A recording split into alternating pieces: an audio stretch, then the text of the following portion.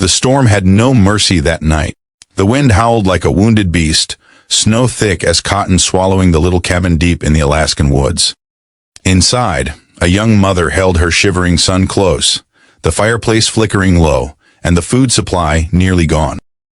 She had no reason to open the door when the roaring of engines broke through the storm, but something in her heart told her she had to.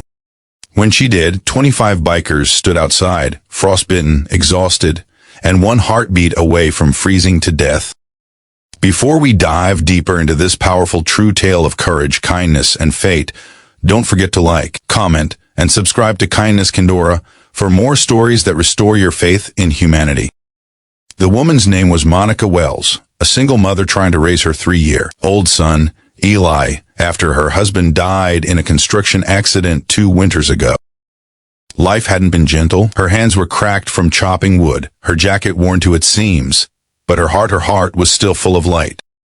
The cabin had been her husband's dream, a little home built by their hands before tragedy turned it into her sanctuary of solitude. That night, the snowstorm had rolled in faster than the forecast predicted.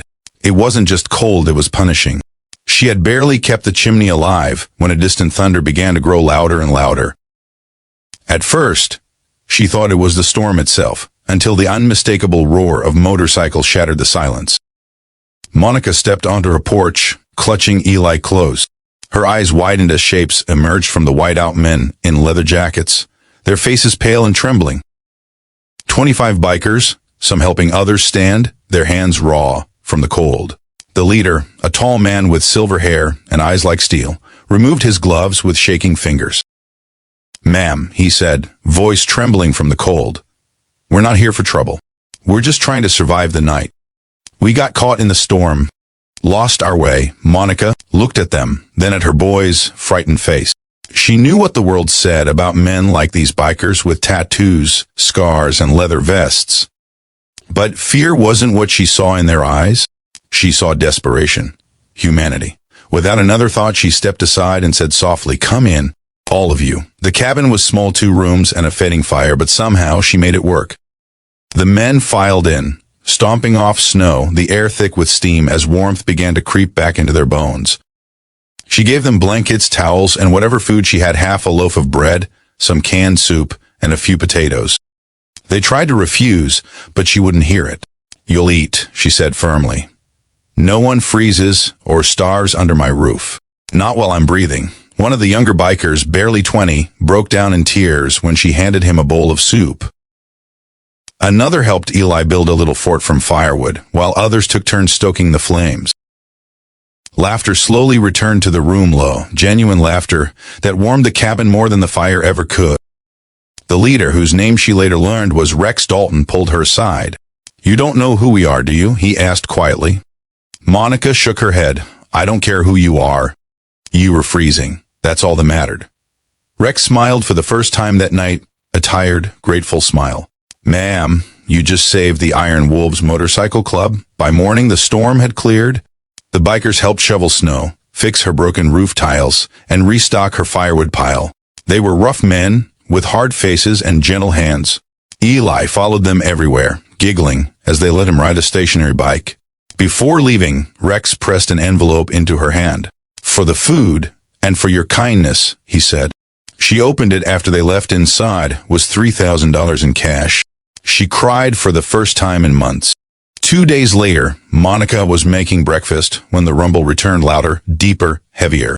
She stepped outside with Eli, her arms, and froze.